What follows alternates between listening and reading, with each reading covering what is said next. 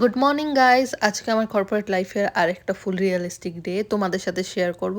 No filter, no fake motivation, just real office life.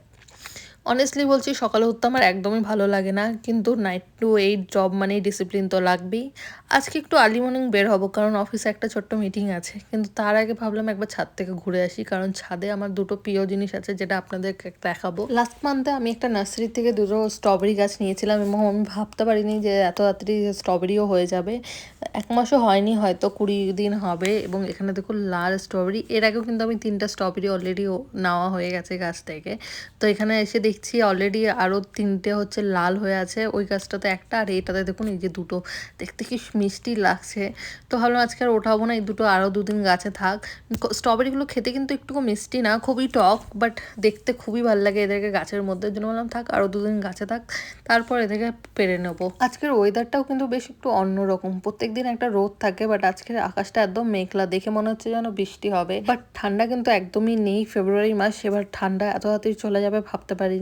তো যাই হোক, এবার গিয়ে ফটাফট রেডি হয়ে নেবো, না হলে কিন্তু অফিসের জন্য লেট হয়ে যাবে। তো চলো রেডি হয়ে নিলাম, এবার ফটাফট বেরিয়ে যাবো। নিচে র্যাপিডো অলরেডি চলে এসছে, আর আমি রোজ র্যাপিডো করেই অফিসে যাই। র্যাপিডো মানে কিন্তু বাইক না, র্যাপিডোতে টোটো, অটো, ক্যাব সবই পাওয়া যায়। আমি হচ্ছে এই রিক্সাগুলো বুক করি, এগুলো আমার খুব ইজি এবং কনভিনিয়েন্ট মনে হয়, কিন্তু বাইকে আমার খুব আনকমফোর্টেবল ফিল হয়, তো আমি টোটোই বুক করি। তো ফাইনালি অফিসে পৌঁছে গেলাম। অফিসে ঢুকেই ফার্স্ট থিং হলো সিস্টেম অন করা এবং মেল চেক করা, অ্যান্ড সাথে 1 কাপ কফি।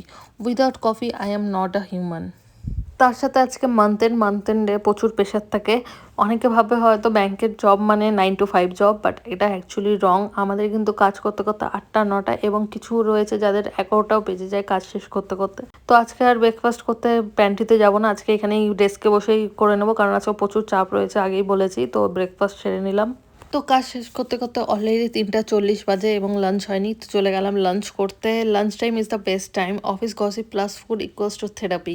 কমেন্ট করে বলো তোমাদেরও কি লাঞ্চ টাইম আমার মতো ফেভারিট। বাই দ্য ওয়ে, আমরা কিন্তু দুটোই লাঞ্চ করতে যাই না। হ্যাঁ, ঠিক শুনেছেন, কারণ যার যখন টাইম হয় সে কিন্তু তখনই যায়। আমাদের টেলার টিম কিন্তু বিকেল 5টার সময় গিয়েও লাঞ্চ করে, 5টা 6টায়। তো এটা ভুল ধারণা যে দুটো হলেই আমরা লাঞ্চে চলে যাই। তো যাই হোক, এবার বিকেল হয়ে গেছে, একটু মিষ্টি খেতে ইচ্ছে করছিল, আর আমার হাজব্যান্ড একটু আমার জন্য এই চকোলাভা কেকটা পাঠিয়েছিল, তো ভাবলাম এটা খেয়ে নিই। আর এইদিকে অলরেডি একটা কনকল শুরু হয়ে গেছিলো।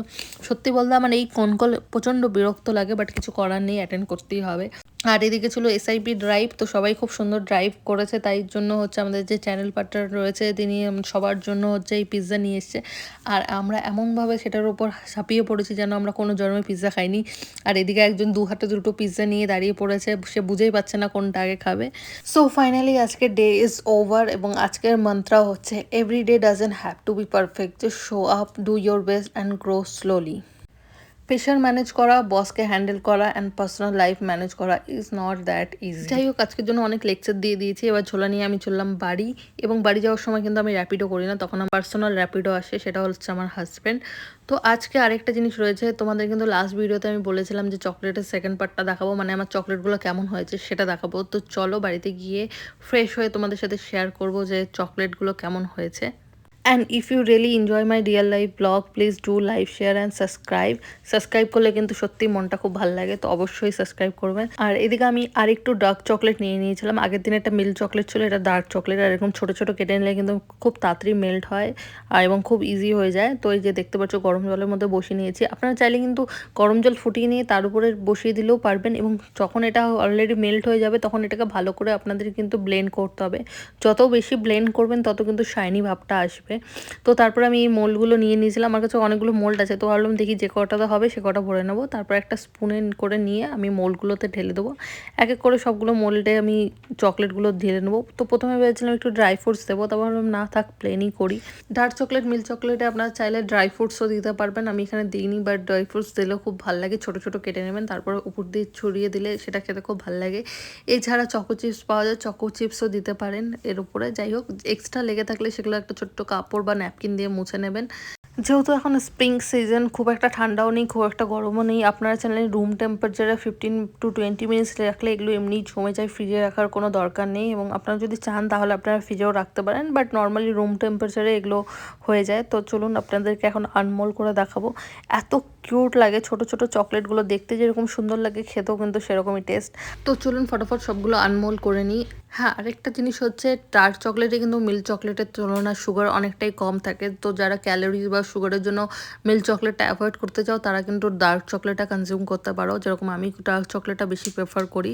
তো কথা বলতে বলতে অলরেডি সবগুলো আনমোল্ড হয়ে গেছে, এবং আরেকটা মোল্ডে আমি ছোট মিনি বারগুলো বানিয়েছিলাম, এগুলো দেখতে অসম্ভব কিউট লাগে।